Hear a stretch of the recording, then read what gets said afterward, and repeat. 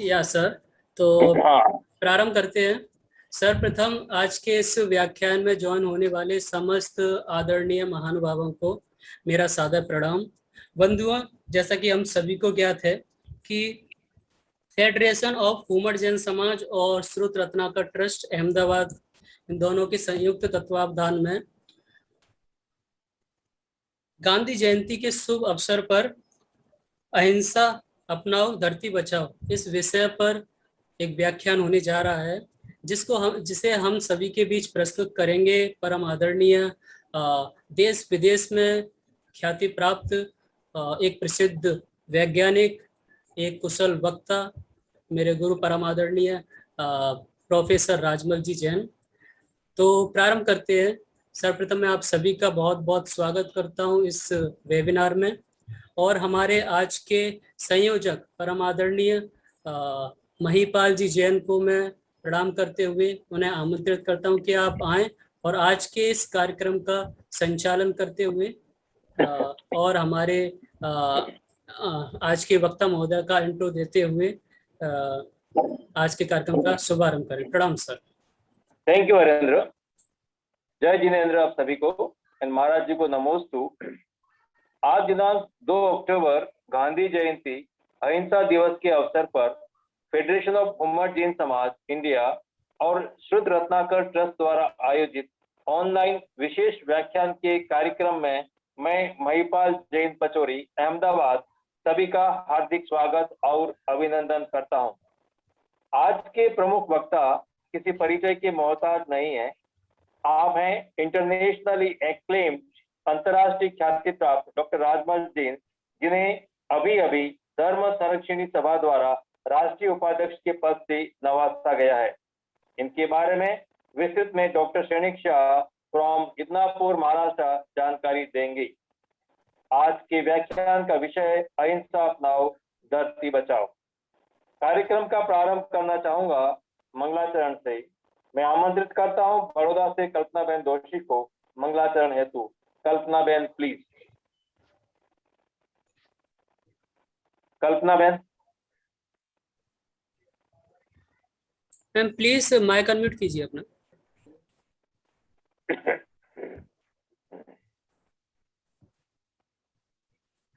आवाज आ रही है? या हाँ जी आ रही थी। सभी को जय जिनेन्द्र। जय जिनेन्द्र। महाराज जी को नमस्तु।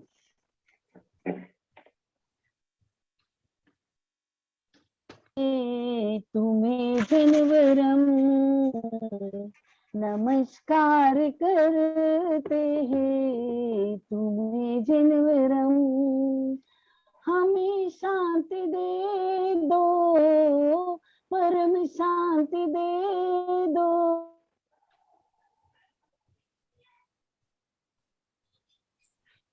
करते हैं तुम्हें जिनवरम नमस्कार करते हैं, तुम्हें जिनवरम। गागर में सागर भरा ना किसी ने, वो कर दिखाया प्रभुवर तुम्ही ने। पथ दर्शायक मार्ग प्रदर्शक तीर्थंकरम नमस्कार करते हैं तुम्हें जिनवरम, नमस्कार करते हैं तुम्हें जिनवरम। ज्ञान की गंगा बहे ज्ञान धारा, ज्ञान सुधारस पाओ शिव धारा। तुम्ही उत्तम हो, तुम्ही शरणा हो, तुम्ही मंगलम नमस्कार करते हैं तुम्हें जिनवरम, नमस्कार करते हैं तुम्हें जिनवरम। जय जिनेन्द्र। धन्यवाद कल्पना बहन सुंदर प्रस्तुति हेतु। स्वागत गीत हेतु I would like to invite Miss Purvi Jain बराबर from છે. Sagwada. Purvi Jain from Sagwada. स्वागत गीत हेतु. जी सर. सर्वप्रथम कनकनंदी गुरुभ्यो नमः एवं इस वेबिनार में जुड़े सभी अतिथि महानुभाव को मेरा सादर जय जिनेंद्र. मन की वीणा से गुंजित ध्वनि मंगलम स्वागतम स्वागतम स्वागतम स्वागतम. मन की वीणा से गुंजित बनी मंगलम स्वागतम स्वागतम स्वागतम स्वागतम. सारेगा मग मगरे मग मगरे नी सारे गरे गरे सा सारे गा मग मगरे नी सारे गरे सा. मन की वीणा से गुंजित ध्वनि मंगलम स्वागतम स्वागतम स्वागतम स्वागतम. मन की बगिया से हमने है कलियां चुनी श्रद्धा के फूल से हमने माला बुनी. मन की बगिया से हमने है कलियां चुनी श्रद्धा के फूल से हमने माला बुनी. करते हैं तुमको अर्पित सुमन आज हम स्वागतम स्वागतम स्वागतम स्वागतम. करते हैं तुमको अर्पित सुमन आज हम स्वागतम स्वागतम स्वागतम स्वागतम. सारे गा मग मगरे नी सारे गरे सा. मन की वीणा से गुंजित ध्वनि मंगलम स्वागतम स्वागतम स्वागतम स्वागतम. कैसा पावन सुहावन समय आज है आप आए अतिथियों की सरताज है. कैसा पावन सुहावन समय आज है आप आए अतिथियों के सरताज है. देव की भांति पूजन करे आज हम स्वागतम स्वागतम स्वागतम स्वागतम. देव की भांति पूजन करे आज हम स्वागतम स्वागतम स्वागतम स्वागतम. सारे गा मग मगरे नी सारे गरे सा. मन की वीणा से गुंजित ध्वनि मंगलम स्वागतम स्वागतम स्वागतम स्वागतम. सारे गा मग मगरे नी सारे गरे सा सारे गा मग मगरे नी सारे गरे सा. कनकनंदी गुरुभ्यो नमः अस्तु. थैंक्स पूर्वी, बहुत ही सुंदर प्रस्तुति, बहुत ही सुंदर स्वागत गीत. अब मैं भगवान की आराधना हेतु मैं निवेदन करना चाहूंगा हमारे अग्रज एवं पथ प्रदर्शक श्री निरंजन कुमार जी जुआ अहमदाबाद से. श्री जुआ साहब प्लीज. गुरु श्री के चरणों में नमन. आप सभी को सादर जय जिनेंद्र.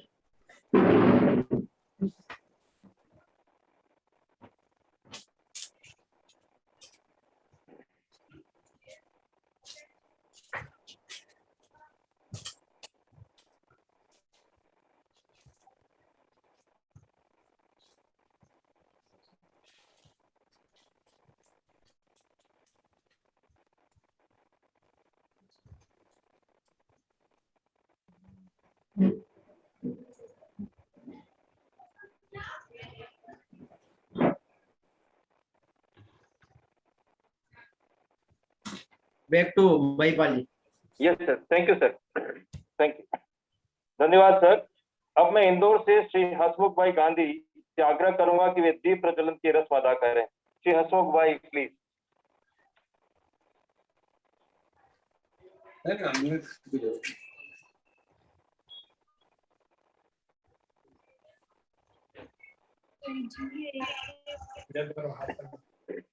जल्दी आ जा।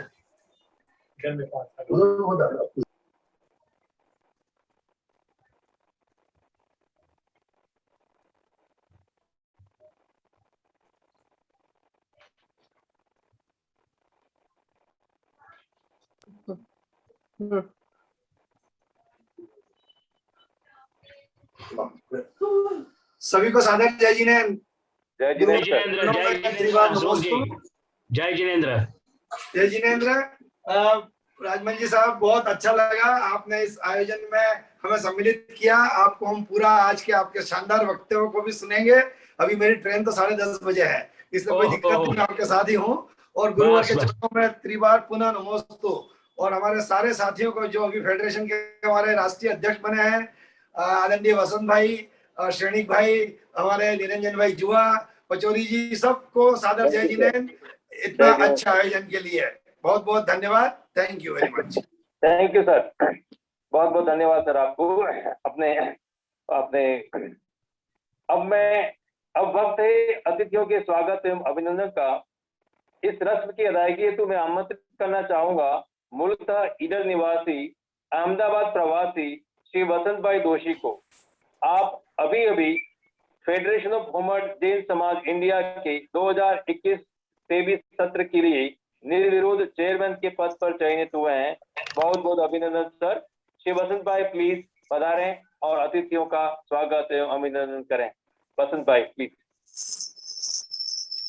जय जिनेन्द्र, सभी को मेरा बहुत बहुत जय जिनेन्द्र। मैं सभी पदाधिकारियों का स्वागत करता हूँ।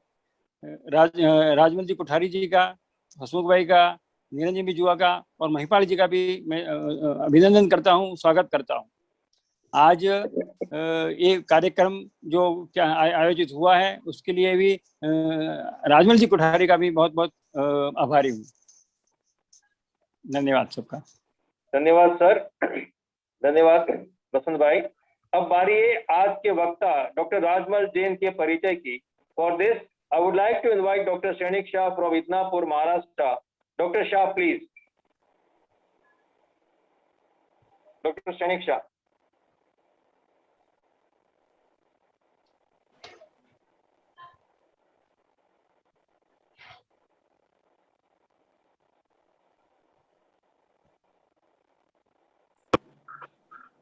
हेलो। हाँ यस, आवाज आ रही है आपकी। आवाज आ रही है क्या? हाँ हाँ हाँ। त्रिवार नमोस्तु आचार्य श्री और मेरे सब जो सीनियर्स हैं, निरंजन भाई जुआ और हसमुख जी गांधी, और नए जो अध्यक्ष चुने हैं वह हमारे वसंत भाई दोषी और हमारे आदरणीय राजमल जी, और बाकी सब लोगों को मेरा प्रणाम। राजमल जी जैन का परिचय करने का जो सौभाग्य मुझे मिला है, वैसे तो उनकी ख्याति बहुत है, इंटरनेशनल फेम पर्सन है, उनका मैं परिचय करके देता हूँ।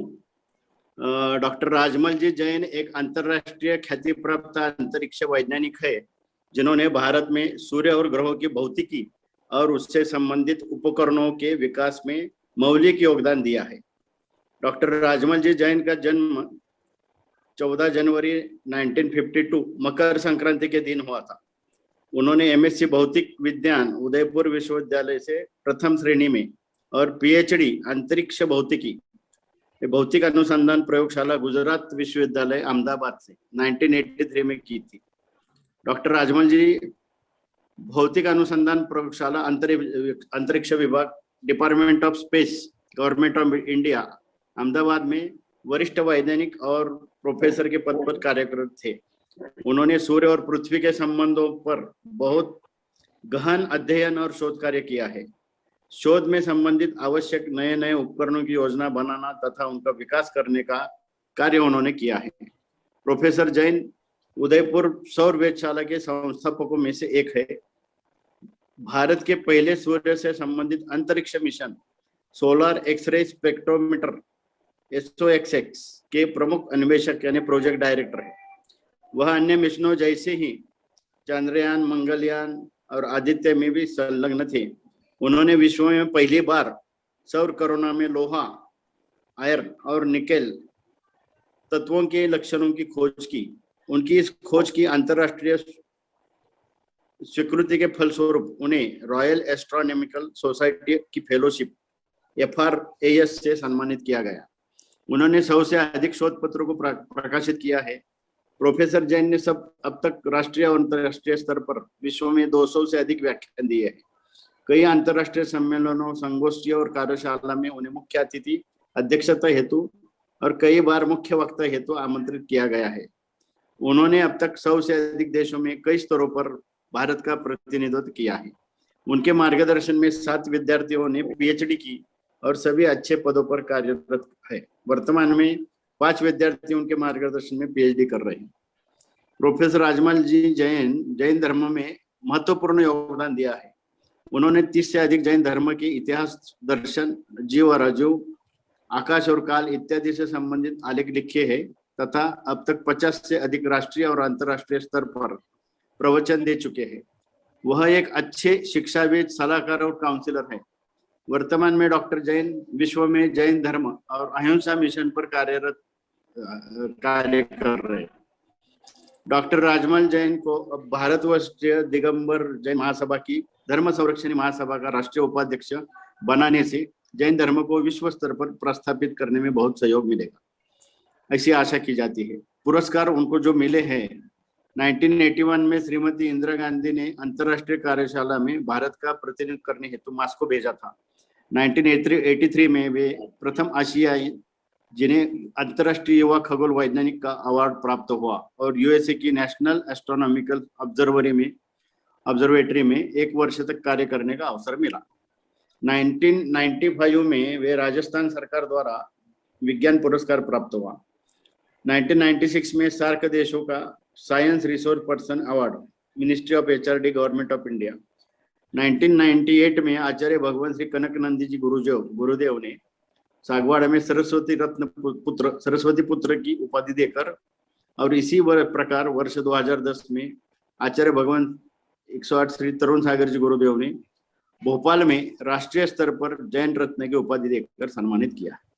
2012 में गुजरात साइंस अकादमी की फेलोशिप, 2013 में मध्य प्रदेश सरकार द्वारा लाइफ टाइम अचीवमेंट अवार्ड, 2014 में सूर्य में लोहे और निकल खोज की जिसके फलस्वरूप रॉयल एस्ट्रोनॉमिकल सोसाइटी ब्रिटेन की फेलोशिप, 2017 में इथियोपिया के एहा क्षेत्र में चंद्रप्रभु मंदिर खोजा तथा श्रमण संस्कृति के साक्ष्यों की खोज की।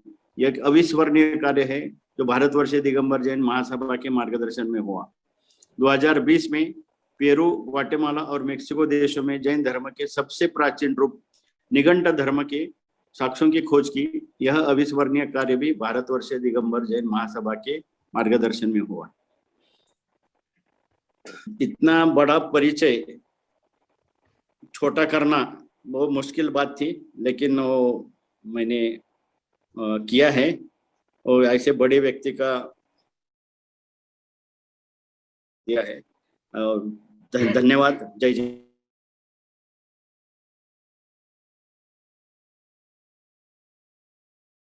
Jain, please. Okay, thank you very much. सर्वप्रथम भगवान आदिनाथ प्रभु के चरणों में नमोस्तु नमोस्तु नमोस्तु चरण स्पर्श प्रणाम करता हूँ। भगवान महावीर के चरणों में नमोस्तु प्रणाम करता हूँ और मेरे कनकनंदी जी गुरुदेव के चरणों भी मुनि हैं, उनके चरणों में भी नमोस्तु। शायद आचार्य श्री अनुभव सागर जी भी अगर जुड़े हुए हो तो उनके चरणों में भी नमोस्तु नमोस्तु नमोस्तु गुरुदेव। मैं अभी सर्वप्रथम सर आपका वीडियो ऑफ हो गया, सॉरी। आया क्या बेटा? हाँ, दिख रहा है।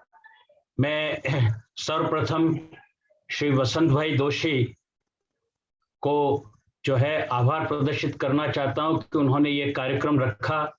जैसे ही चुनाव हुआ था 29 तारीख को और वो अध्यक्ष बने और उसके बाद उन्होंने ये पहला ही कार्यक्रम फेडरेशन ऑफ हुमर जैन समाज का रखा। मैं उनका बहुत बहुत आभारी हूं कि मुझे इस पहले कार्यक्रम में आमंत्रित किया है। मैं सारे फेडरेशन ऑफ हुम्मड़ जैन समाज के और हुम्मड़ समाज के सारे सदस्य 18,000 हुम्मड़ के, उन सब का भी मैं जो है आभार प्रदर्शित करता हूँ। साथ में मेरे कुछ साथी शायद Jain association of professionals JAP के भी वो बैठे हुए होंगे, मैं उनका भी आभार प्रदर्शित करता हूँ। मैं अब अपना कार्यक्रम, अपना प्रेजेंटेशन करने के लिए मैं अपना पीपीटी जो है लोड करता हूँ। कोई शायद हाथ वगैरह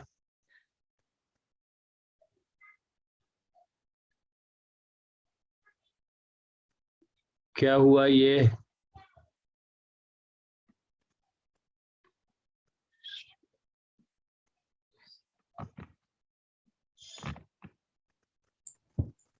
मेरी स्क्रीन दिखाई दे रही है, मेरा पीपीटी दिखाई दे रहा है? Yes sir. Okay, very good, thank you.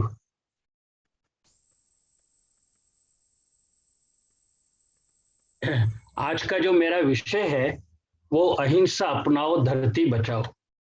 आज का दिन है महात्मा गांधी की जयंती, उनका जन्मदिन है, लाल बहादुर शास्त्री जी का भी है। और मैं अगर ये कहूं कि महात्मा गांधी से पहले यानी आज से लगभग 2600 वर्ष पहले एक सुप्रीम गांधी पैदा हुआ था तो अतिशयोक्ति नहीं होगी। और वो सुप्रीम गांधी या सुप्रीम साइंटिस्ट और कोई नहीं, भगवान महावीर थे। भगवान महावीर ने संदेश दिया था अहिंसा का। भगवान महावीर ने कहा कि इस पूरे ब्रह्मांड के अंदर प्रत्येक स्थान पर जो है वो जीव है। जीव की कई परिभाषाएं हो सकती हैं और आज हम उसकी बात करेंगे। और भगवान महावीर ने कहा कि अहिंसा का अर्थ ये नहीं है कि हम उसकी हत्या करें, बल्कि कई तरह से अहिंसा की परिभाषित किया गया है। मैं आपके सामने थोड़ा सा जो है कुछ 5 मिनट धर्म की बात को कहूँगा और उसके बाद जो है वो मैं साइंस, अहिंसा का जो साइंस है वो बात कहना चाहूँगा। एक ग्रंथ है पुरुषार्थ सिद्धि उपाय और दूसरा भी है गौमटसार है और अन्य भी ग्रंथ हैं।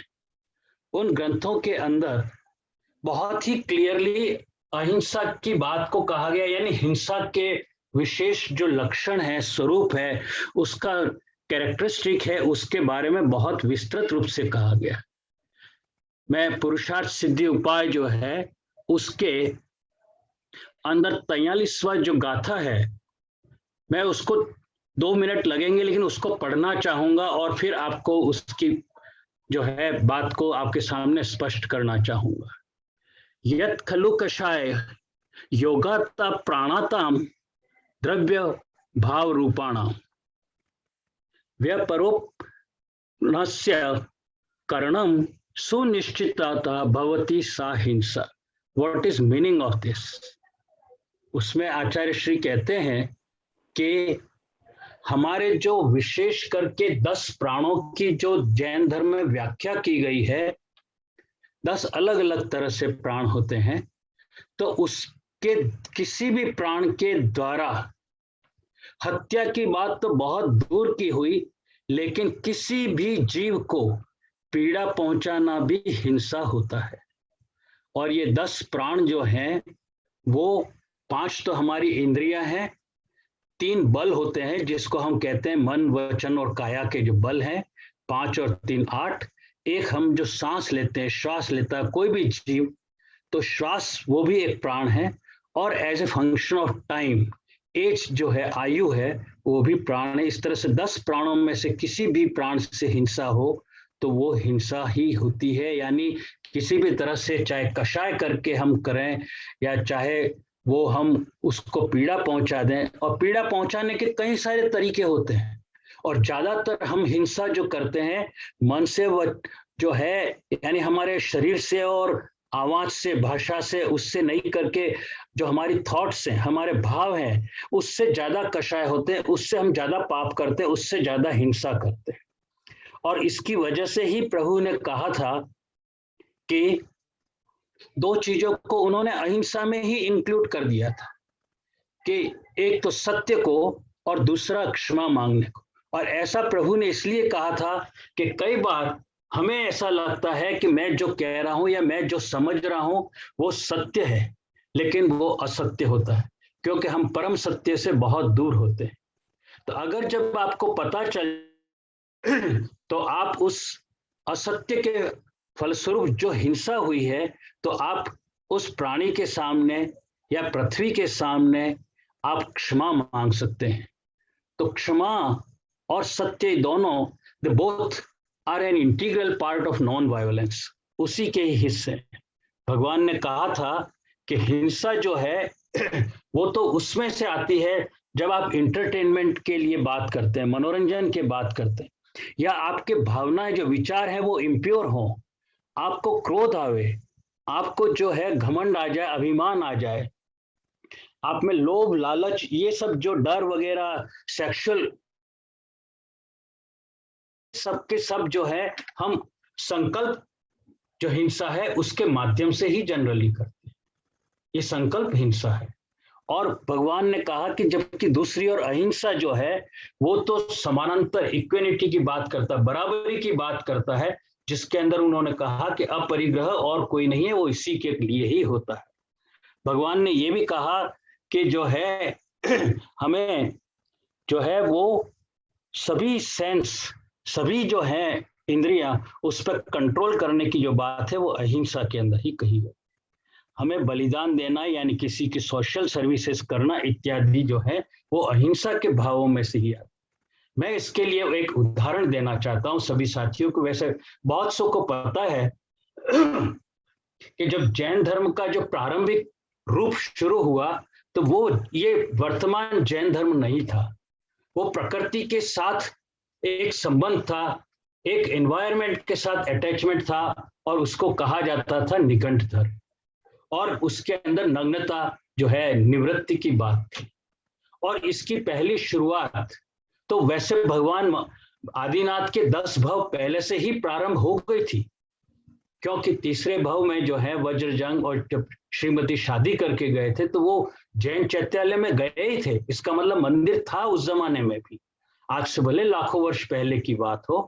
परंतु मैं आपके सामने भगवान आदिनाथ का वो एक दृश्य पेश करना चाहता हूं जिसके अंदर उनके कोर्टयार्ड यानी महल के, राजमहल के प्रांगण में जब सौधर्म इंद्र नीलांजना नाम की नर्तकी को लाए थे और नृत्य कर रही थी, एक उत्सव मनाया जा रहा था। उस उत्सव के अंतराल जब वो नृत्य करते करते बेहोश होके गिर गई और वो मर भी गई, शी डाइड। और लेकिन सौधर्म इंद्र इतना तेज था कि उसने माइक्रो सेकेंड का भी शायद समय नहीं लगाया होगा और तुरंत दूसरी नीलांजना उसकी जगह खड़ी कर दी। लेकिन भगवान आदिनाथ के सामने उनकी आंखों से, उनके नेत्रों से, उनके चक्षु से वो सीन नहीं हटा, चाहे वो माइक्रो सेकेंड में ही घटा। और उन्होंने तुरंत खड़े होकर के और जो है वो सारा राजपाट कहना चाहिए, सारे ठाट, सब कुछ जो है वो छोड़ दिया, यानी उसका त्याग कर दिया और संन्यास लिया। बेसिकली क्या हुआ, उनके दिल के अंदर एक करुणा आई जीव के प्रति, और ये कंपैशन, करुणा, यही सचमुच में पहला पाठ था जो उन्होंने एक प्रैक्टिकल रूप में एक्सपेरिमेंटली साबित किया कि अहिंसा क्या होती। उस समय कोई अहिंसा नाम का शब्द नहीं था, लेकिन कंपैशन, करुणा, प्रत्येक जीव के प्रति करुणा की बात, क्योंकि उस समय प्रकृति के धर्म की बात थी और प्रत्येक जीव का आदर करना जो है वो धर्म माना जाता था। भगवान आदिनाथ को आप जानते हैं कि उन्होंने 6 अलग अलग तरह के प्रोफेशंस दिए थे, सब कुछ उन्होंने दिया, पूरी पृथ्वी पर घूमे वगैरह, लेकिन एक बहुत बड़ा संदेश दिया करुणा का, प्रेम का, जो सार्वभौमिक प्रेम है उसका। उसकी वजह से धीरे धीरे जो है प्रथम तीर्थंकर आदिनाथ से जब तक भगवान महावीर आए तो वो करुणा, कंपैशन है, वो नॉन वायलेंस, अहिंसा में परिवर्तित हुई।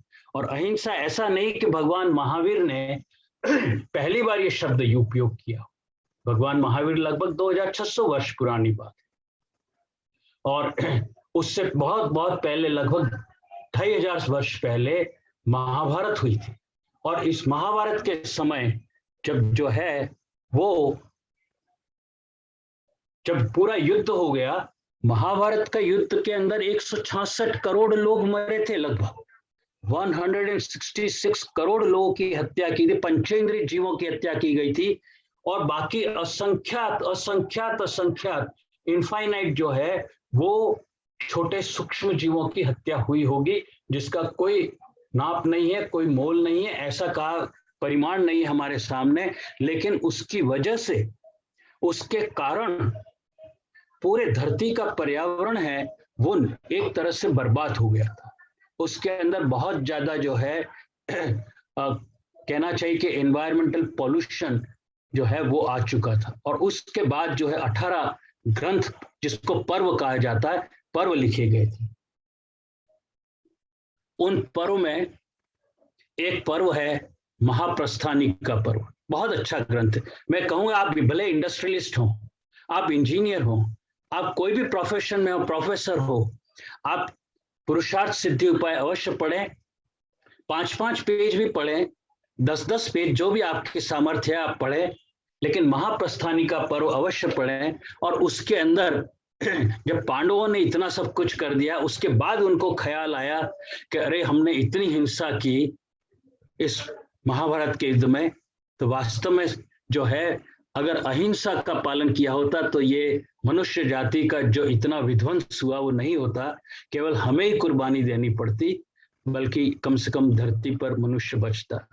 उस महाप्रस्थानिका पर्व के अंदर अहिंसा के बारे में बहुत अच्छी बातें कही गई हैं, और कहा गया है कि अहिंसा परमो धर्मस्य तथा अहिंसा परमो दमः, अहिंसा परमम दानम, अहिंसा परमस्य तपः, अहिंसा परमो यज्ञस्य तथा अहिंसा परमम बलम, अहिंसा परमम मित्रम, अहिंसा परमम सुखम, अहिंसा परमम सत्यम, अहिंसा परमम शरुतम। शरुतम यानी टीचिंग, लेसन, टीचर की तरह। और आप देखिए कि सत्य की बात भी इसमें कही गई, मित्र की बात भी की है, क्षमा की बात भी कही गई है, सभी तरह की बातें कही गई हैं कि अहिंसा की ये जो श्लोक है, ये जो गाथा है, वो अहिंसा की विभिन्न जो कैरेक्टरिस्टिक्स हैं उसके बारे में बात करता है। लेकिन अहिंसा की ये जितने कहना चाहिए कि एडजेक्टिव्स या उनके कैरेक्टरिस्टिक्स के बारे में बात की गई है, क्या वर्तमान में भारत ही नहीं, विश्व के किसी कोने में अहिंसा का पालन होता है?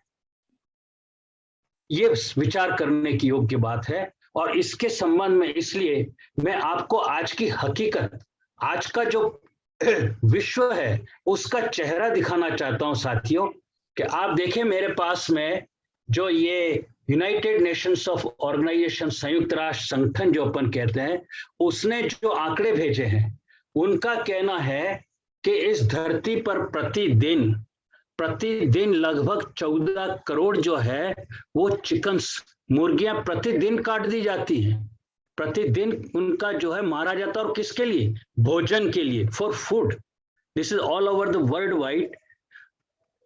यूएनओ का जो डिपार्टमेंट है, फूड एंड एग्रीकल्चर डिपार्टमेंट, जिसने ये आंकड़े मुझे भेजे हैं, उनका कहना है कि 30 करोड़ पर डे, प्रतिदिन जो फिश हैं, मछलियां हैं, उनको मार दिया जाता है। किसके लिए? भोजन के लिए।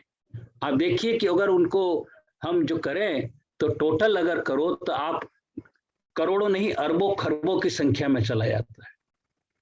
इसी तरह से एनिमल्स जैसे बकरे हैं, गाय है, भैंस है इत्यादि, लगभग जो है 20 तो 200 लगभग आप समझ लीजिए कि 20 करोड़ एनिमल्स प्रतिदिन काट दिए जाते हैं फॉर फूड, खाने के लिए। इसका अर्थ ये हुआ कि हमारे विश्व के अंदर जो पॉपुलेशन है, उस पॉपुलेशन का 97 to 98% जो है वो तो नॉन वेजिटेरियन लोग हैं।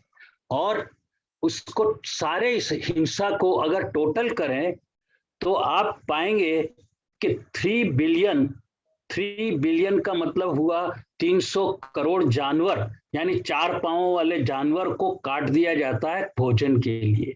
और वार्षिक स्तर पर इनकी जब सबकी बात करते हैं तो टोटल कम्स अंडर ट्रिलियंस, यानी खरबों खरबों जानवर हैं वो काट दिए जाते हैं। इसी संदर्भ में मुझे एक दिन ख्याल आया जब कोरोना नया नया आया था और उसका प्रारंभ हुआ था, तो कोरोना के अंदर उन दिनों में लोग बहुत मर रहे थे।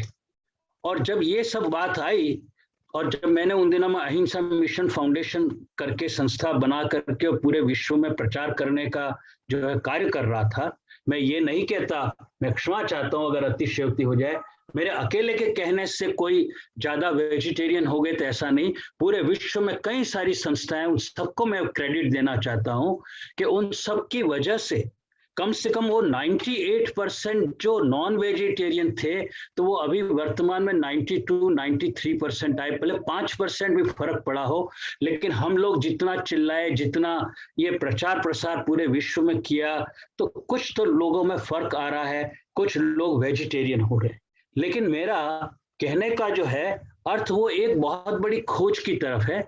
और वो खोज क्या की हमने कि हमने पूरे विश्व से, इसी संयुक्त राष्ट्र संगठन से मैंने आंकड़े मंगाए कि इस कोरोना की वजह से प्रत्येक अलग अलग देशों में कितने लोग मरे हैं और उस देश के अंदर कितना पर कैपिटा यानी प्रति व्यक्ति प्रति वर्ष कितना मीट खाया जाता है। जैसे हम जैन लोग बात करते हैं ना कि हम प्रति वर्ष प्रति व्यक्ति कितने गेहूं खाते हैं, कितने चावल खाते हैं, कितनी दाल खाते हैं, इत्यादि इत्यादि, तो उसके आंकड़े अवेलेबल थे। मैंने 120 देशों का आंकड़ा लिया, 120 कंट्रीज, जिसके आंकड़े को हमने 2 भागों में डिवाइड किया।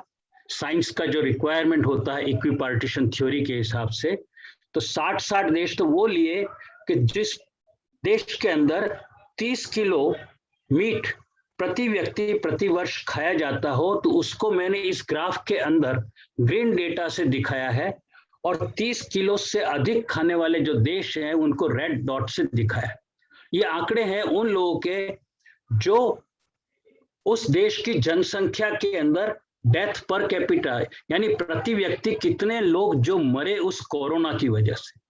आप देखेंगे कि ये किसी ने ऐसा नहीं सोचा था, और मैं आप सबसे आचार्य श्री का आशीर्वाद लेना चाहता हूं, आप सबका आशीर्वाद लेना चाहता हूं। वर्ल्ड हेल्थ ऑर्गेनाइजेशन ने इसको बहुत बहुत चाहा। अब तक इसको 59,000 लोग मतलब जो है या उससे ज्यादा लोग पढ़ चुके हैं इसको, और ये कितने जर्नल्स में इसका पब्लिकेशन हो चुका है इस रिसर्च का। इसको सभी को पढ़ना चाहिए, दूसरे लोगों को भी पढ़ाना चाहिए। आप देखें कि जहां मीट ज्यादा खाया जाता है, अगर आप देखें, मैं ये माउस से दिखाता हूं कि कर्सर से कि ये ग्राफ बिल्कुल उस साइड जाता है कि जहां ज्यादा मीट खाया जाता था वहां ज्यादा मृत्यु हुई उन्हीं देशों के अंदर। यानी कहने का कि नॉन वेज फूड जो है या हम जो लोग हत्याएं कर रहे हैं, तो वो कोई वास्तव में अच्छी बात नहीं है, बल्कि हमारे पर्यावरण को अशुद्ध कर रहे हैं। लेकिन एक बात अभी रिसेंटली, जब पहले जून में किया था, फिर पिछले वर्ष हमने अक्टूबर में फिर से रिवाइज किया, और अभी मुझे वर्ल्ड हेल्थ ऑर्गेनाइजेशन ने कहा है कि अब इस साल 2021 दिसंबर के अंदर आप फिर से करें और ये हमारे पास नया प्लॉट भेजें। लेकिन आप देखिए कि जब हमने 2020 के अंदर अक्टूबर तक किया, तो भारत और बांग्लादेश, जहां पर प्रति व्यक्ति केवल 4 किलो ही मीट खाया जाता है, फिर भी मृत्यु दर जो है वो बहुत ज्यादा। आप देख रहे ब्लू डॉट से दिखाया है। आखिर ऐसा क्या हो गया कि यार सब कुछ उल्टा हो रहा है राजमल जी आपके तो प्लॉट के अंदर, कि भारत में तो जो है वो लोग मीट खाते नहीं, ज्यादा वेजिटेरियन लोग हैं, और वहां मरने वालों की संख्या ज्यादा है। तो उसके पीछे साथियों जो कारण है वो मैं आपका भारत का चेहरा आपके सामने, बांग्लादेश की बात मैं नहीं करूंगा, भारत का चेहरा आपके सामने रखना चाहता हूँ कि भारत जो है वास्तव में बहुत मेहमान नवाजी वाला देश है। वो खुद तो मीट नहीं खाता, लेकिन पूरी दुनिया को मीट खिलाता है। आप देखें कि 75 बिलियन यानी 7,500 करोड़ अंडे प्रतिदिन भारत से विदेशों में बेचे जाते हैं। भारत से, भारत सबसे बड़ा निर्यात करने वाला देश है। इसके बाद सेकंड लार्जेस्ट जो बफेलो का मीट होता है, भैंसों का मीट होता है, और अब तो बल्कि गायों का भी मीट, तो मीट पूरे विश्व की जो डिमांड है उसका 5वां हिस्सा 21% वो तो भारत से ही जाता है।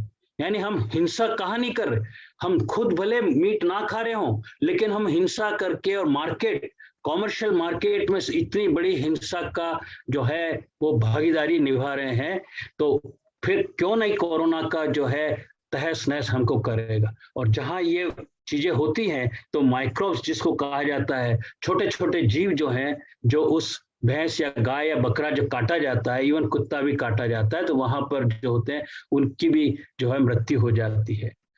6% जो है वो तो पोल्ट्री से, चिकन्स को ही पूरे विश्व की जो डिमांड उसका भारत ही निर्यात कर देता। मैंने कुछ स्टेट्स जहां पर सबसे ज्यादा मीट का प्रोडक्शन भारत में होता है उनके नाम लिखे हैं। जरा मैं आप सबसे रिक्वेस्ट करता हूं कि आप अंडरलाइन करें, जैसे उत्तर प्रदेश, वेस्ट बंगाल, ये महाराष्ट्र वगैरह, और फिर इधर देखें यहाँ पर मैंने क्या दिखाया है कि वो स्टेटों के नाम लिखे हैं जहां सबसे ज्यादा जो है वो डेथ हुई है।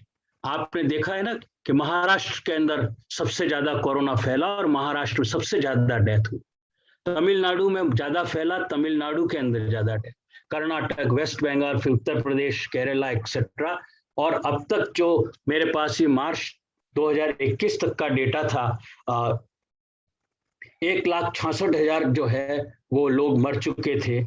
और अभी जो है ये लोग डेटा बताता है कि भारत के अंदर 2,20,000 से ऊपर चला जा चुका है। और ये भी आंकड़ा सत्य नहीं है, हकीकत देखा जाए तो भारत के अंदर ऑलरेडी 5 लाख से अधिक लोग कोरोना से मर चुके होंगे। मैं आपके सामने एक और भारत के अंदर, जो भारत का चेहरे की बात करता हूं, भारत के अंदर ही सबसे ज्यादा विश्व में पाप होता है, वो भारत में होता है। आप सबको ऊपर का टाइटल दिखाई दे रहा होगा कि हमारे यहाँ पंचेंद्रिय जीव, माँ के गर्भ में होता है बच्चा, अभी तो अगर वो लड़की है तो उसे पहले ही मार दिया जाता है। 15 वर्ष से 49 वर्ष की लड़कियां और महिलाओं के अंदर, चाहे वो किसी भी कारण से गर्भ रहता है, तो 1000 में से अभी वर्तमान में, पहले 47-49 था गर्भपात होने की संख्या, लेकिन वर्तमान में तो ये संख्या बढ़ करके 54 हो गई है भारत के अंदर। और आश्चर्य की बात, यहाँ मैं जैनों को भी नहीं छोड़ूंगा, मैं कहना चाहूंगा यहाँ गर्भपात के एबॉर्शन के अंदर तो जैन लोग भी बहुत आगे हैं। जबकि ये आंकड़ा यूएसए में केवल 1000 पे 12 महिला ही केवल एबॉर्शन कराती हैं। और चाइना के अंदर हम सोच रहे थे कि शायद ज्यादा एबॉर्शन होता होगा, लेकिन सटीक आंकड़ा है वहां का, और वहां 1000 पे केवल 30 महिला ही जो है वो एबॉर्शन कराती। तो ये पंचेंद्रिय जीव की हत्या जो है, और इसका परिणाम भी हमने भुगता। आप सभी को पता है कि जैनों में जो कोरोना से जो डेथ हुई है, द फर्स्ट वेव के टाइम पे एंड सेकेंड वेव के टाइम पे, I need not to say much about that, but we all are aware कि हमने क्या क्या किया और कहाँ पे हमने से गलतियां हुई हैं। मैं आज के मेरे प्रेजेंटेशन की सबसे महत्वपूर्ण एक स्लाइड जो है वो अब मैं दिखाना चाहता हूं कि जहां जहां हिंसा हुई या हिंसा हो रही है, किस तरह से पूरी प्रकृति कांप जाती है, पूरी प्रकृति जो। और ये मैं एज ए साइंटिस्ट आपके साथ में शेयर कर रहा हूं, क्योंकि मेरे कुछ स्टूडेंट्स जो साइंस के रिसर्च के ऊपर लगे हुए हैं, उसके बारे में बात करना चाहता हूं। मैं करीब 1961 से मेरे पास डेटा है, और ये डेटा भी मुझे वर्ल्ड हेल्थ ऑर्गेनाइजेशन ने ही भेजा है। 1961 से अभी 2017, वैसे तो मेरे पास अब 2020 तक आ गया है डेटा। इसमें अलग अलग जो कंटिनेंट हैं, जैसे कि हमारा एशिया है, यूरोप है, नॉर्थ अमेरिका, साउथ अमेरिका इत्यादि, तो उनके अंदर कितना पर डे मीट प्रोडक्शन होता है, ये मैंने वाई एक्सिस के अंदर यानी आंकड़े दिखाए हैं कि, और अगर आप देखें तो प्रति वर्ष सभी कंटिनेंट के अंदर मीट का प्रोडक्शन जो टन्स के अंदर लिखा हुआ है, इतना मैट्रिक टन्स का प्रोडक्शन बढ़ता जा रहा है, कम नहीं हो रहा है। और इसके फलस्वरूप क्या हो रहा है, आप जानना चाहिए हो क्या रहा है।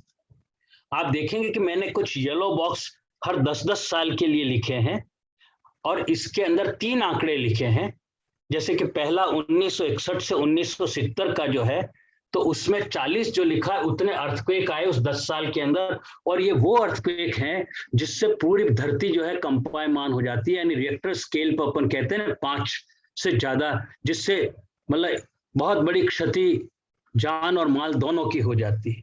तो 40 अर्थक्वेक आए, 6 है वो वॉल्केनोस ज्वालामुखी फटे और 4 जो है वो सुनामी आई थी।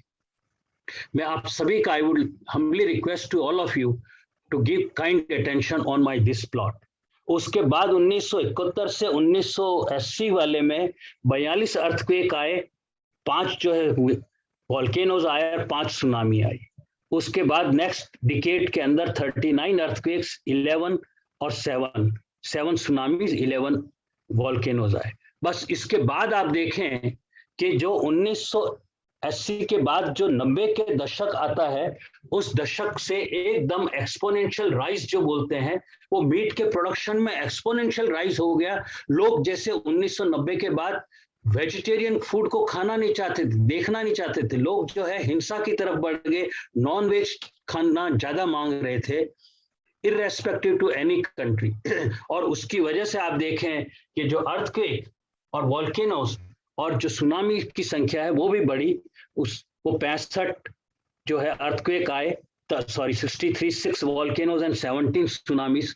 इसके बाद जो 2000 से 2010 के अंदर 341 जो है वो बड़े भयंकर अर्थक्वेक आए, 11 वॉल्केनोस हुए और 34 जो है वो सुनामी आई।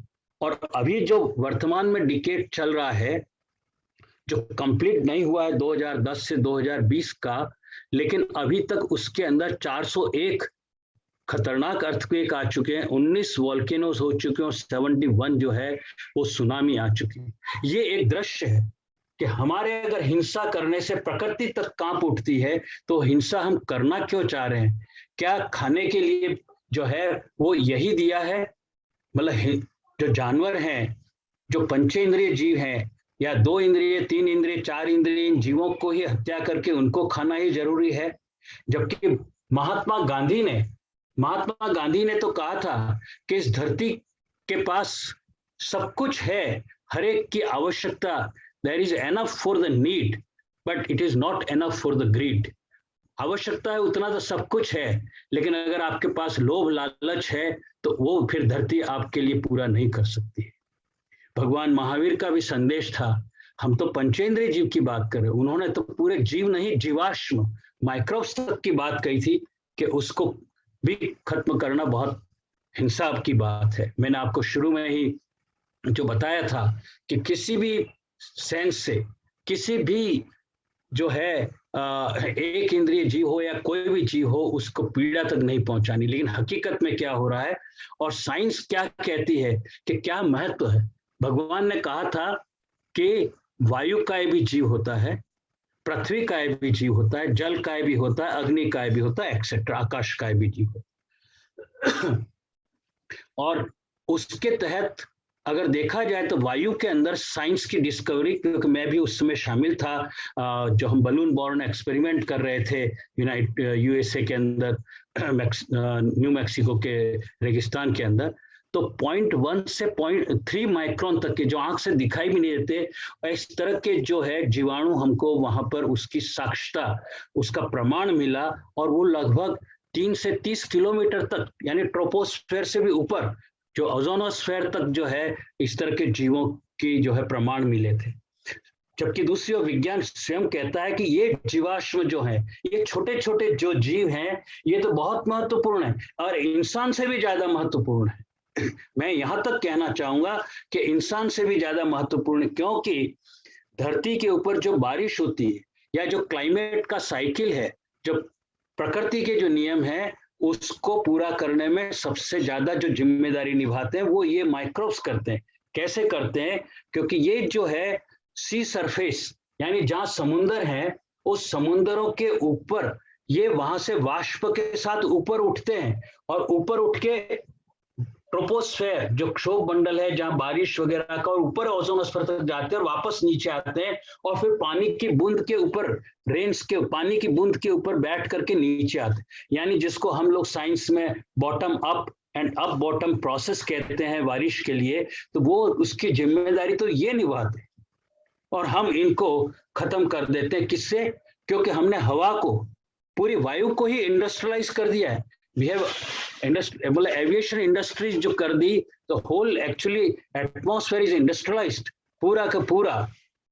आपको आश्चर्य होगा ये सुन करके साथियों कि प्रतिदिन आज की डेट में जो है 1 करोड़ लोग, ओके, 10 मिलियन इतने लोग जो है प्रतिदिन हवा यानी वायुयान से, एयरक्राफ्ट से सफर करते हैं, और कॉमर्शियल जो फ्लाइट है वो भी चलती है। और इनसे जो है सबसे ज्यादा हम लोग क्या सोच रहे थे और क्या निकला कि सबसे ज्यादा कार्बन डाइऑक्साइड का एमिशन तो इनसे होता है।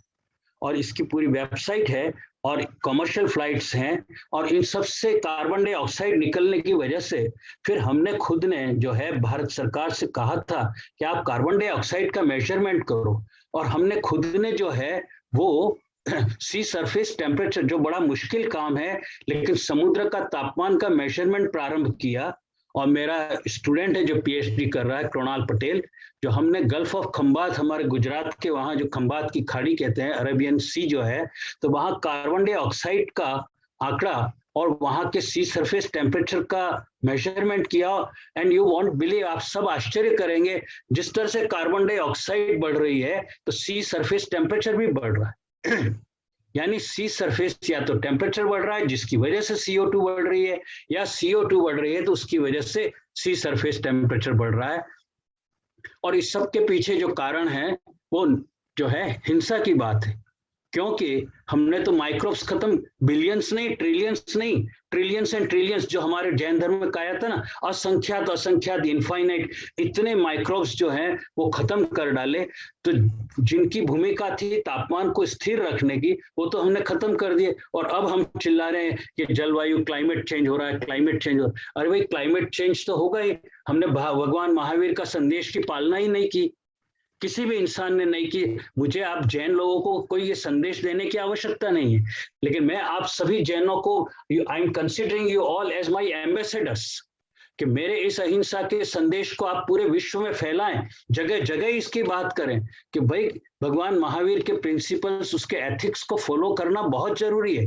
वरना कहीं ऐसा नहीं हो कि 5 बार तो इस धरती के ऊपर एक्सटिंक्शन हो चुका है, धरती पर जीव जो है समाप्त हो चुके, और छठी बारी जो है वो हमारे इंसान की हो जाए, और वो भी शीघ्रता से, क्योंकि पंचम काल से हम छठे काल में शायद जल्दी से प्रवेश ना कर दें। तो this is all are really surprising facts. Science के लोग जो हैं वो खुद भी सरप्राइज कर रहे हैं कि यार ये क्या से क्या हो रहा है, और इसके पीछे रिस्पॉन्सिबल क्या है, मैकेनिज्म क्या है। मैं आपको एक बहुत पहले, जब world health organization of pollution control, जिसको IPCC कहते हैं, international panel for climate change के लिए जो गठित हुई थी, और मॉन्ट्रियल एग्रीमेंट की बात थी, तो उस समय मैं भी गया था, उसमें शरीक हुआ था। देखिए, 2 तरह से कार्बन डाइऑक्साइड के मैनेजमेंट की बात हुई थी कि एक तो हम इतने सारे पेड़ लगा दें, इतने सारे, यानी जितनी भी जमीन अभी है धरती पर वो केवल 24% है। इस 24% लैंड का लगभग जो है आधे से अधिक जो है वो फॉरेस्ट कर दें, पेड़ लगा दें, बड़े बड़े ट्रीज लगा दें, क्योंकि वो कार्बन डाइऑक्साइड को एब्जॉर्ब कर लेते हैं और वो जमीन के अंदर से भेज देते हैं, और अगर वो ज्यादा होंगे तो ज्यादा से ज्यादा ऑक्सीजन आएगी। एक मैकेनिज्म मैंने भी सजेस्ट किया था कि हम पूरे ओशियन के अंदर जो है वो किसी मच्छी को न मारे, किसी भी जीव को नहीं मारे, क्योंकि जो मछलियां हैं उनकी आयु बहुत लंबी होती है। वो 200 साल से 1,000 साल और लगभग 20-20 हजार साल तक भी अंदर बड़ी बड़ी मछलियां जिंदा रहती। और मछलियां को काम है कि जितनी भी वायुमंडल में कार्बन डाइऑक्साइड होती है तो वो एब्जॉर्ब कर लेती हैं, वो खुद शोषण कर लेती हैं, और उसको शोषण करने के बाद समुद्र की जो गहराई है लगभग 5 से 7 किलोमीटर की, वहां नीचे जाके वो कार्बन डाइऑक्साइड छोड़ के आती है, और वो जमीन फिर उसको एब्जॉर्ब कर लेती है। और एब्जॉर्ब करने के बाद वही जो है चारकोल, कोल, जो कोयला बनता है, तो जब विस्फोट होता है, यानी जो हमारा वॉल्केनोज आता है, ज्वालामुखी फटता है, तो जो कार्बन डाइऑक्साइड मतलब कार्बन है वो तैयार होता है, कोयला वगैरह सब, और कई सारे अच्छे अच्छे धातु, हीरे, सोना, चांदी वगैरह, वो सब उसमें से निकल के आते हैं। लेकिन हुआ क्या कि हमारी बात को, हमारे एथिक्स को, तो दोनों एथिक्स को, चाहे वो पेड़ लगाने का था या चाहे ओशियन को मतलब जो नर्चर करने की बात थी, उसको तो अलग अलग देशों ने अपने अपने स्वार्थ के हिसाब से नहीं माना, उनके राष्ट्राध्यक्ष नहीं माना, बल्कि ओशियन को एक इंडस्ट्री बना दी। तो जो 2 मुख्य घटक हैं हमारे 5 घटक मुख्य हैं पर्यावरण के, और जैसे एक वायुमंडल है ना, एक हमारा भूमि मंडल जो पृथ्वी जो है, जो मिट्टी वगैरह उसके नीचे की, और जो हमारा जल है ना, तो हमारे जितने भी हैं, तो उसको हम इंडस्ट्रियलाइज अगर कर देंगे तो फिर जो है क्लाइमेट कैसे सही रह पाएगा। दिस इज ए बिग, और ये आप हम सबके लिए चिंता का विषय है, हमें इस बात को कहना चाहिए। मैं आपको एक थोड़ा सा दूसरे विषय की ओर लेके जाना चाहता हूं कि हवा में तो मनुष्य ने नहीं छोड़ा जो नहीं छोड़ा, जल में भी जो है जीव को नहीं छोड़ा, लेकिन भगवान महावीर ने जो हमारे शास्त्रों में लिखा है, हमारे आगम में लिखा है कि धरती के नीचे भी जीव है। हम कहते हैं निगोदिया जीव, जो बहुत ही आपने सबने सुना होगा। तो निगोदिया जीव जो है वो भी हम खत्म करते जा रहे हैं। Why? Because we are interested more in mining. तो सब लोभ लालच की वजह से, क्योंकि हमको ज्यादा कोयला चाहिए, या समझो लोहा चाहिए, स्टील चाहिए, सोना चाहिए, चांदी चाहिए, तो हम नीचे जमीन में 5-5 से 20-20 किलोमीटर तक चले गए हैं लोग। और जबकि साइंस के साइंटिस्ट लोगों ने डिस्कवर किया कि अरे ये क्या बात है, ये क्या बात है कि अंटार्कटिका जैसा ठंडा देश, बिल्कुल टेम्परेचर -200 डिग्री, और गर्म जो ज्वाला की जो नाले बहते हैं, जहाँ कोई ऑक्सीजन नहीं है और कोई भी अलग कोई ऐसा एनवायरनमेंट नहीं है जहाँ जीव हो सके, लेकिन ये कैसी बात है कि यहाँ पर भी जीव है। यानी निगोदिया जीव की स्थापना खुद वैज्ञानिक लोगों ने कर दी, और उन्होंने कहा कि अगर ये माइनिंग ज्यादा चली तो ये सब जीव समाप्त हो जाएंगे, और ये अंदर की जो बैलेंस करने की जो प्रक्रिया है, जो प्रोसेस है, जो उष्मा को सहन करने, क्योंकि वो तो इतने कम टेम्परेचर में भी -200 में और +200 में और बिना ऑक्सीजन के सभी में रह पा रहे हैं, ऐसे जीव हैं, तो उनको मारना तो बहुत ही जो है घातक हो जाएगा, ये बात भी। लेकिन ये भी इंसान अपने लालच की वजह से ये भी करता जा रहा है। साथियों, मेरे सभी बंधु, मैं आप सबके सामने अभी एक बात रखना चाहता हूं कि हम लोग अब ये इतना सब करने के बाद क्या कहते हैं कि there is a gap in the nature. और कुछ लोगों की ऐसी खाने की लालसा थी, ऐसी लालच थी नॉन वेजिटेरियन लोगों की, कि उन्होंने 15 जो है वो ऐसे एनिमल्स मार दिए कि जो बहुत ही मुख्य क्लाइमेट के लिए आवश्यक थे, और वो अब इस धरती के ऊपर भविष्य में कभी भी दिखाई नहीं देंगे। और इस तरह से 514 जो हमारे अर्थ के ऊपर, यानी टेरेस्ट्रियल बोलते हैं, उसके ऊपर, जैसे कि अपन गाय भैंस इस तरह से, लेकिन कुछ ऐसे जीव जो बहुत ही कम रेयर देखे जाते थे, उनको भी खत्म कर दिया, यानी उनका वंश ही खत्म कर दिया। We will never see in our life time any time in future, उनका पूरा जो है अंडाशय और उनकी सब चीजें खत्म कर दी। मैं इसी मामले में ये भी कहना चाहता हूँ कि अगर इसी तरह चलता रहा तो मछलियों को अगर खत्म कर दिया तो फिर मनुष्य के लिए कोई रास्ता नहीं बचेगा, और ऐसा एक तांडव नृत्य होगा धरती के ऊपर, जो साइंटिस्ट लोगों ने प्रेडिक्शन करके कहा है, माइक्रोबायोलॉजिस्ट और इन लोगों ने, कि अगर मछलियों के साथ में अगर कुछ किया, या जीवाश्म छोटे छोटे जीव हैं इनके साथ, तो ऐसा होगा कि आने वाली लाखों वर्षों तक हमारे कोई भी जो है जीव नहीं मिलेगा, या हमारी जो नई पीढ़ियां होंगी वो किसी तरह का कोई जो है उदय ही नहीं होगा। मीन्स जिसको कहना चाहिए सर्वनाश, डिवास्टेशन, इस तरह की घटना हो।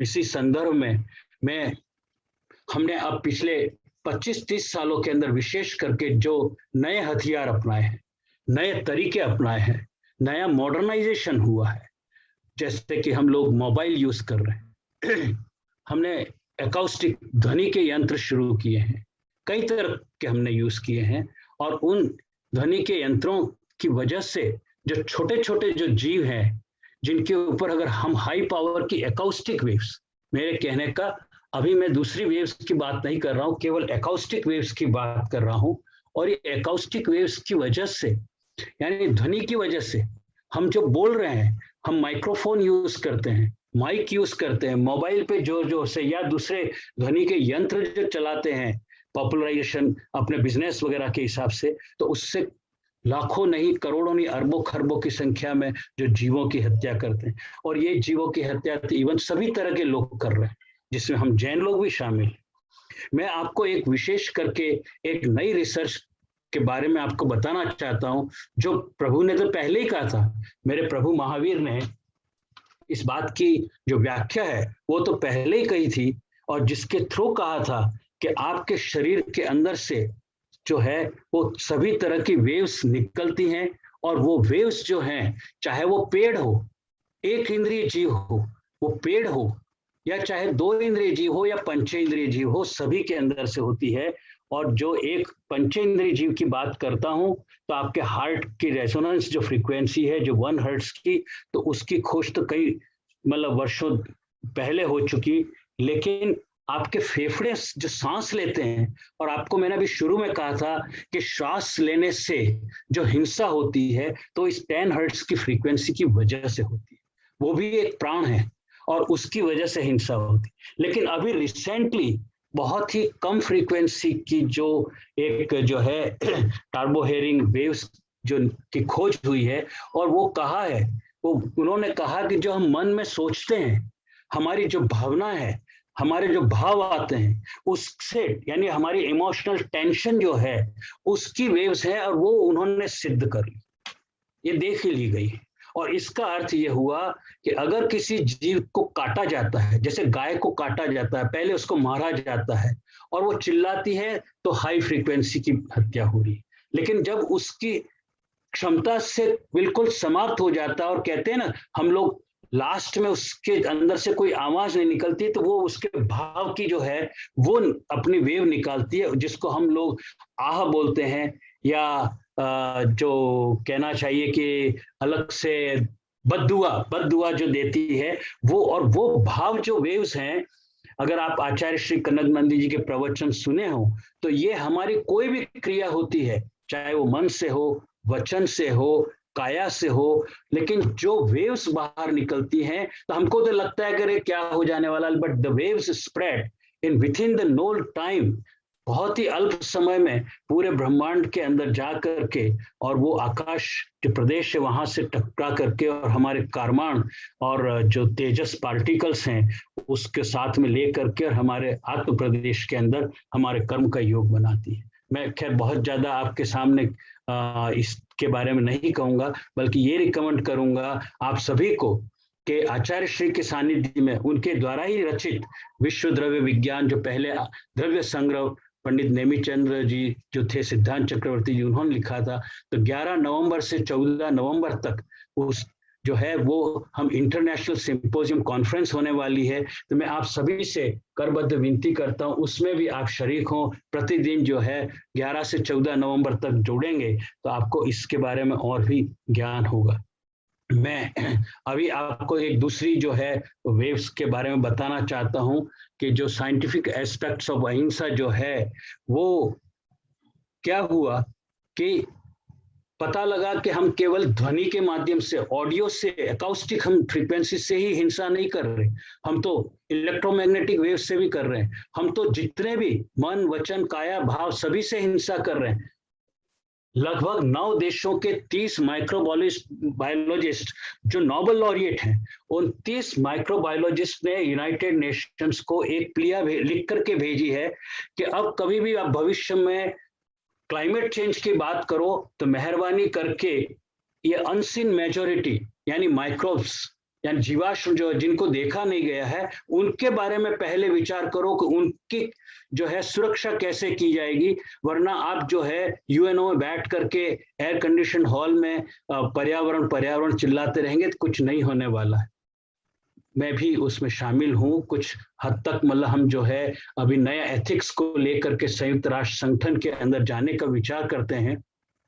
मुझे आदरणीय नए हमारे अध्यक्ष जो हैं भारतवर्षीय दिगंबर जैन महासभा के अध्यक्ष जो मंत्री, उन्होंने जो जिम्मेदारियां दी हैं, तो हम इस जिम्मेदारी का निर्वहन करेंगे। कोशिश करेंगे कि जैन धर्म जो है विश्व के जो है आकाश पे दिखाई दे। मैं इलेक्ट्रोमैग्नेटिक वेव्स के बारे में जरा सा बताना चाहता हूं कि जब पहली बार उस तरह की हिंसा, जैसे हम कहते हैं पंखा चलाते हैं, माइक यूज करते हैं, हम मोबाइल से तरंगे भेजते हैं, हम टेलीविजन से तरंगे भेजते हैं, बहुत हाई फ्रीक्वेंसी की होती है। और जब यूरोप में इसके ऊपर चर्चा हुई कि अरे इससे हत्या भी होने वाली है, तो पूरा एक कमीशन गठित कर दिया। और कमीशन की जब रिपोर्ट आई तो सारा जो है यूरोप पूरा जो है कहना चाहिए कांप उठा करे ये क्या होने वाला। इससे तो माइक्रोब्स जो हैं, और बल्कि माइक्रोब्स ही नहीं, 1 इंद्रिय 2 इंद्रिय तक के जीव जो है उनकी हत्या हो जाएगी और उससे क्लाइमेट पे चेंज आए। और ज्यादातर मैंने अभी जो बताया 30 माइक्रोबायोलॉजिस्ट हैं वो यूरोप से ही हैं जिन्होंने इसकी अपनी चिंता जताई है। तो हमें इलेक्ट्रोमैग्नेटिक वेव्स का जो ऊपर ध्यान देना चाहिए, इसकी एप्लीकेशंस पे ध्यान देना चाहिए कि हमें कम से कम इसका उपयोग करें। मैं पिछली बार जब फ्लोरिडा इंटरनेशनल यूनिवर्सिटी के वहां पे जब एक बार इसके ऊपर प्रवचन दे रहा था और पेरिस के वहां प्रवचन दे रहा था, तो मेरे से पूछा गया कि सब आप ये इलेक्ट्रोमैग्नेटिक फील्ड की बात करते हैं या इलेक्ट्रोमैग्नेटिक वेव्स की बात करते हैं, क्या भगवान महावीर ने जो है उस समय इलेक्ट्रिक फील्ड था या मैग्नेटिक फील्ड तो नहीं था उस समय, तो आप फिर कहाँ से ला। और ये हमारे जैन लोगों ने ही पूछा क्वेश्चन, अजैन ने नहीं पूछा, उन्होंने ही पूछा। अच्छी बात है, बहुत अच्छा हुआ कि उन्होंने पूछा। मैंने कहा कि प्रभु को तो सब पहले से मालूम था, इसीलिए ईशान की दिशा में बैठ करके उन्होंने अपनी सारी जो है तपस्या की थी नॉर्थ ईस्ट की, क्योंकि उनको पता था कि तेजस जो है, तेजस actually forms of the electromagnetic particles. तेजस जो कण है या तेजस वर्गणा जिससे अपन बात करते हैं, कारमान वर्गणा की बात करते हैं, 23 अलग अलग तरह की वर्गणा होती हैं। तो उसमें जो है इलेक्ट्रोमैग्नेटिक फील्ड की बात तो उनको तो पहले ही पता था। क्या उनको नहीं पता था कि इससे ये होने वाला है?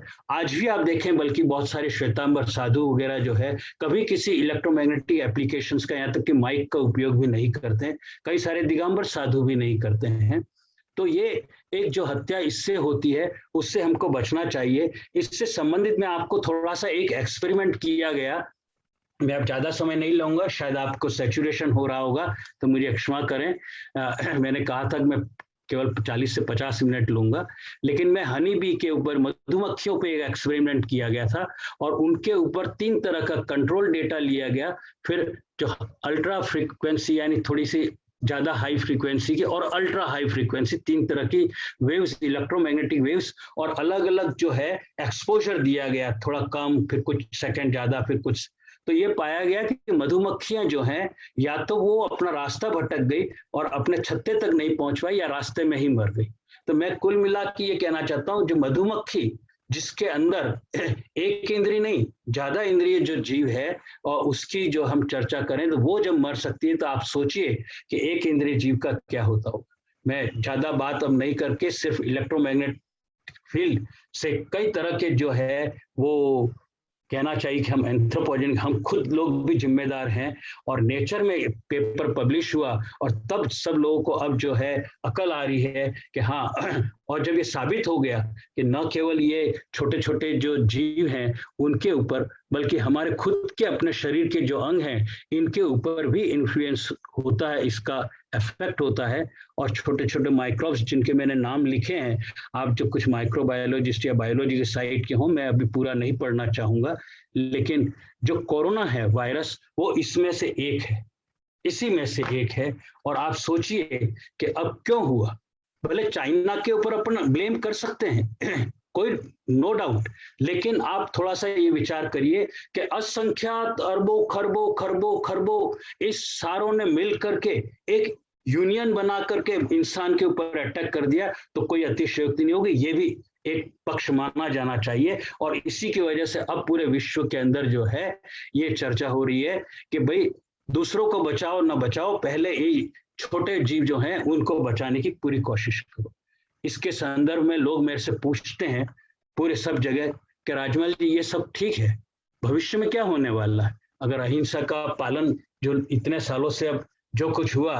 तो मैं ये स्लाइड दिखाता हूं, इसमें मैंने 4000 साल का अनकंटामिनेटेड जो आर्कटिक है, जहां ग्रीनलैंड है, वहां का टेम्परेचर का डेटा है।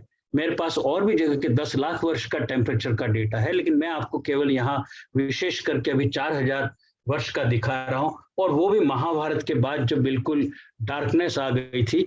और आपको याद होगा हम लोग जो जनरली कहते हैं कि सिंधु सभ्यता उसकी महाभारत के बाद सिंधु सभ्यता का नाश हो गया था।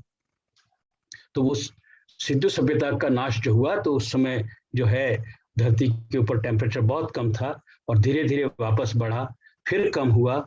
जितनी बार युद्ध हुआ जितनी बार युद्ध हुआ उसके बाद टेम्परेचर कम हुआ। आपको याद दिलाना चाहूंगा, आपको सबको याद दिलाना चाहूंगा कि जो है कलिंग का जो युद्ध हुआ था, और कलिंग के युद्ध भगवान महावीर हुए, उनके लगभग 300 से 350 वर्ष के पश्चात भगवान महावीर की साधना की वजह से तो टेम्परेचर बढ़ा, पार्श्वनाथ की साधना की वजह से टेम्परेचर बढ़ा, लेकिन बाद में कलिंग के युद्ध के बाद तो जो है वो डार्क एज तक का समय आ गया। मैंने ये बताया भी, एक भगवान महावीर ने कहा कि मेरे मोक्ष जो भी अपन कहते हैं केवल ज्ञान के पश्चात, उसके 8.5 महीने के पश्चात से 5वां आरा चालू हो जाएगा, तो 5th आरा स्टार्टेड ऑलरेडी। तो अभी हम 5वें आरे में जी रहे हैं और लिटिल आइस एज तक आई। लेकिन मैं आप सबका साथियों, आप सब पढ़े लिखे हैं, देख सकते हैं कि इस पूरे प्लॉट के ऊपर आप थोड़ा ध्यान लगाएं। और मैं अगर यहाँ से मेरा जो कर्सर जाता है तो धीरे धीरे धीरे धीरे टेम्परेचर नीचे आता जा, बढ़ नहीं रहा, बीच बीच में बढ़ रहा है। जैसे अभी ग्लोबल वार्मिंग की बात हुई थी, मॉडर्न जिसको वार्मिंग कहते हैं, लेकिन वो भी अब कम हो करके धीरे धीरे नीचे जाने। क्यों ऐसा हो रहा है, जरा ध्यान दीजिए, क्यों ऐसा हो रहा है। अगर हम इसी तरह से हिंसा करते रहे तो हमारे आने वाली जो 2 या 3 पीढ़ी को ही बहुत बड़ा नुकसान उठाना पड़ेगा, हमारे पोते पोतियों को ही शायद नुकसान उठाना पड़े।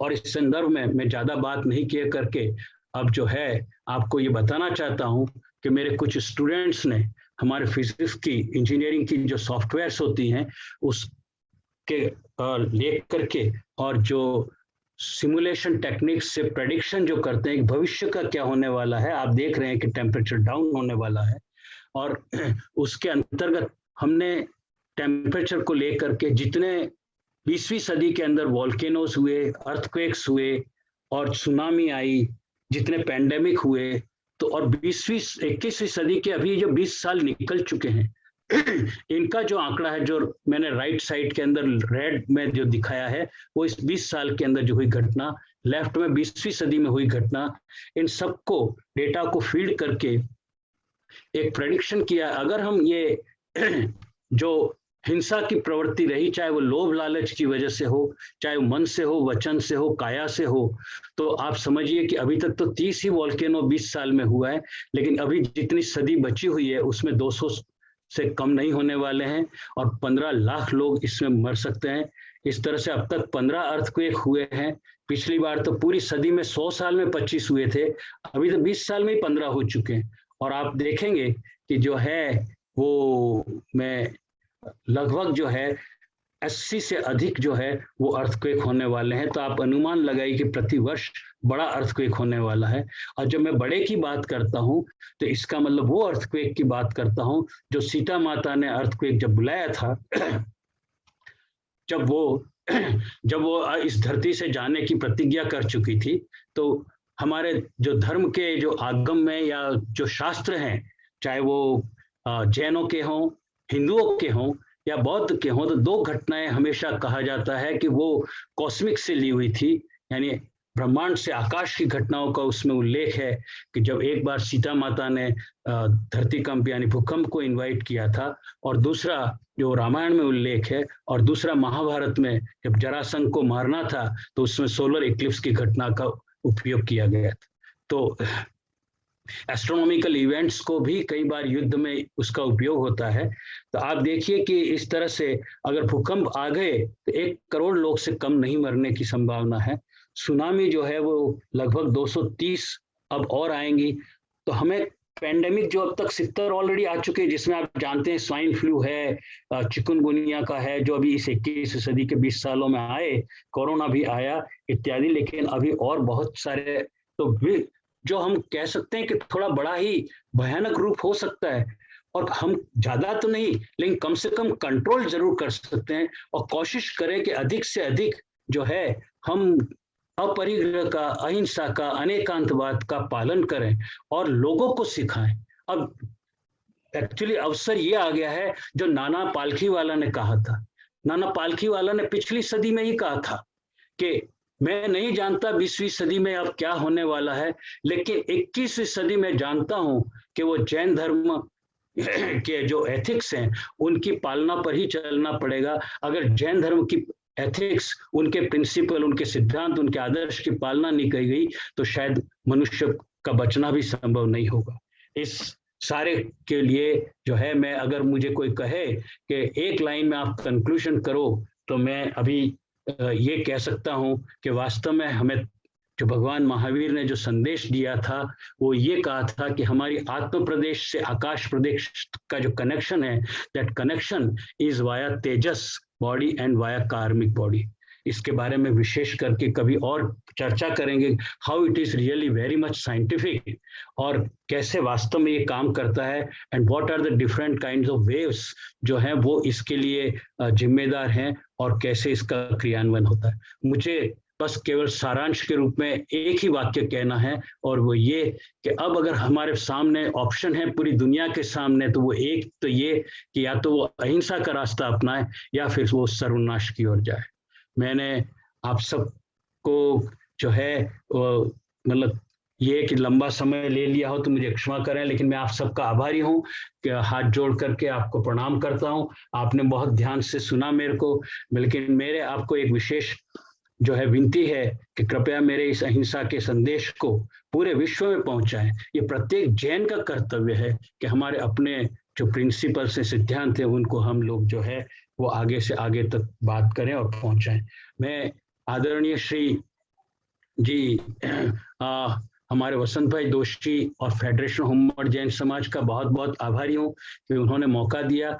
अगर वो और कहेंगे कि मैं अपरिग्रह के विज्ञान की बात करूं, जब कभी अनिकांत के विज्ञान की बात करूं, तो मैं जरूर एक वर्ष में करूंगा। साथ में हमारे जो महासभा के कार्यक्रम हैं उसके अंदर जो हमने इथियोपिया में जो आज भगवान आदिनाथ का और चंदा प्रभु जी का मंदिर ढूंढा, उसके बारे में, एंटिक्विटी के बारे में बात करनी है। आप सब लोगों के सामने सम्मुख होऊंगा। मैं श्रुत रत्नाकर ट्रस्ट का बहुत बहुत आभारी हूँ कि आज उन्होंने हमें ये लिंक अवेलेबल कराया। आप सबको thank you very much. Have a nice evening. Thank you very much. धन्यवाद आप सबको। धन्यवाद सर, बहुत बहुत धन्यवाद। Now for प्रोपोजिंग vote of thanks मैं आमंत्रित करना चाहूंगा फेडरेशन ऑफ होमवर्ड जैन समाज के महामंत्री श्री मिहिर गांधी, अकलूज, महाराष्ट्र। श्री गांधी प्लीज। मिहिर गांधी साहब, am I audible? Yes, yes, you are audible, very much audible. मेरी आवाज आ रही है आपको? Yes sir, yes sir. Okay, yes Mihir भाई।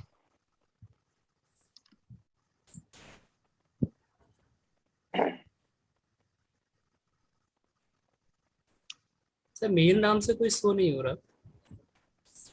अच्छा, तो महिपाल जी की जी, महिपाल जी आप ही कर दीजिए। आभार।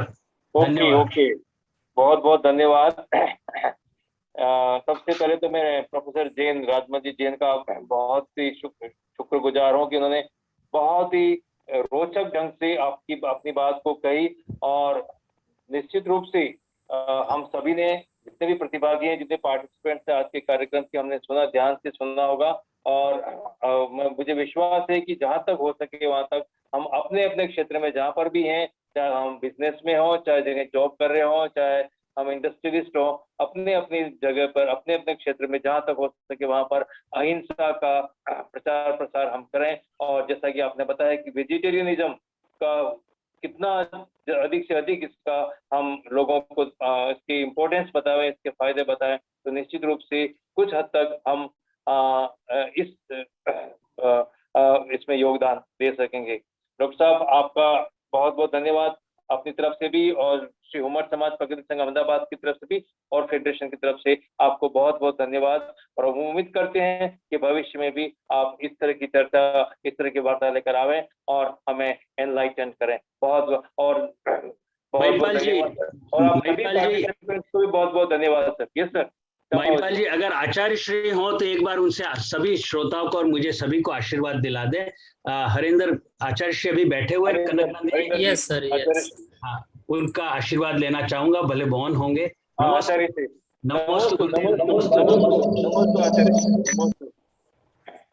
आशीर्वाद दीजिए हम। नमस्ते। हाँ, बहुत बहुत धन्यवाद आप सभी को, बहुत बहुत धन्यवाद। और हरेंद्र को विशेष करके धन्यवाद। हरेंद्र जी, आपने बहुत ही बढ़िया अपना योगदान दिया इस कार्यक्रम के संचालन में, इसके लिए बहुत बहुत आपको धन्यवाद।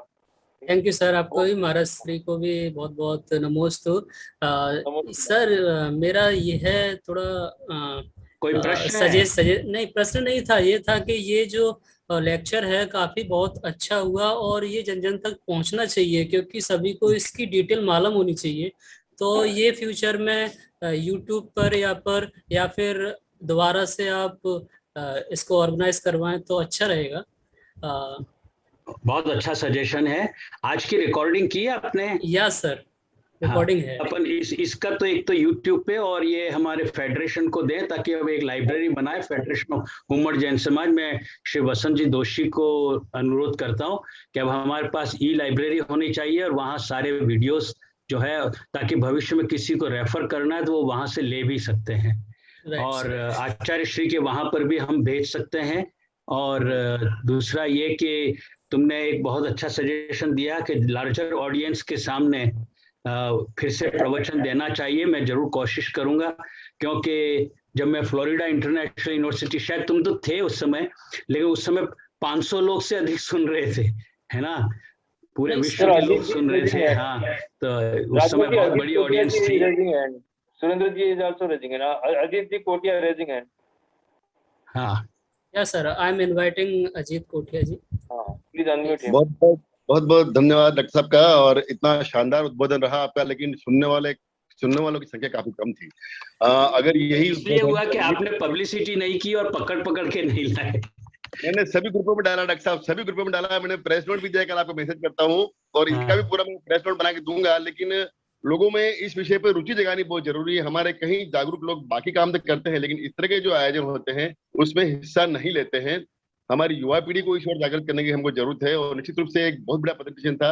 ऐसा ही प्रेजेंटेशन आपने इंदापुर में दिया था, जो अंतरिक्ष विज्ञान पे और सूर्य की जो कॉस्मिक रेज उस पर दिया था। वहां पे काफी बड़ी संख्या में लोग थे, लेकिन कोविड के कारण से पिछले 2 सालों में हम बड़ी संख्या में ये आपके उद्बोधन को सुन नहीं पा रहे। लेकिन अब हमने निर्विरोध रूप से बसंत जी भाई को अध्यक्ष बनाया है फेडरेशन ऑफ उमड़ जैन समाज का, और उनके कार्यकाल में हम उम्मीद करते हैं कि आने वाले 2 सालों में आपके जो ये प्रवचन है और आपके जो प्रेजेंटेशन है उनकी भरमार हो सकेगी, ऐसी मैं उम्मीद व्यक्त करता हूँ। और आचार्य श्री कनकनंद जी का आशीर्वाद हमारे साथ में है।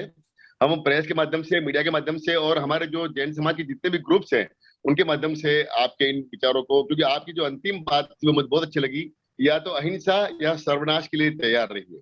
ये बहुत बड़ा मार्मिक संदेश है, और इस संदेश से ही हम लोगों को कल के जो मीडिया में जो खबरें देना चाहते हैं वो इसको बिल्कुल हेडलाइन बनाएंगे, या तो अहिंसा या सर्वनाश के लिए तैयार रहें। बहुत बड़ा मैसेज जाएगा इसके माध्यम से। मैं आपका हृदय से आभारी हूँ डॉक्टर साहब, और आपका मैं व्यक्तिगत रूप से प्रशंसक भी रहा हूँ। चाहे आपके बागीरा में आयोजन रहे हो, अधिवेशन में आप बता रहे हैं, फेडरेशन के भी अधिवेशन में बता रहे हैं, आपको जीवन में कई बार सुनने का मौका मिला, लेकिन आज जो मार्मिक बात आपने कही है वो वास्तव में दिल को छू लेने वाली बात है। मुझे खुशी होती है आज 38 के बजाय 3800 लोगों ने ये सुना होता तो निश्चित रूप से एक बहुत बड़ा काम हमारा हो जाता। लेकिन हम सब मिल करके प्रयास करेंगे कि आने वाले समय में इस आयोजन को और ज्यादा सफल बना सके। धन्यवाद। जय महावीर, जय जिनेन्द्र। बहुत बहुत धन्यवाद आप सभी को, बहुत बहुत धन्यवाद, बहुत बहुत धन्यवाद सभी को। Over to Harendra. Okay sir, तो समाप्त करते हैं। और ये जो लेक्चर हुआ है वो जल्दी यूट्यूब पर भी अवेलेबल होगा, आप सभी के पास लिंक पहुंच जाएगी। तो फिर तब तक के लिए सभी को जय जिनेन्द्र, प्रणाम। जय जिनेन्द्र, जय जिनेन्द्र हरेंद्र है, बहुत बहुत नमस्ते महाराज श्री, नमस्ते।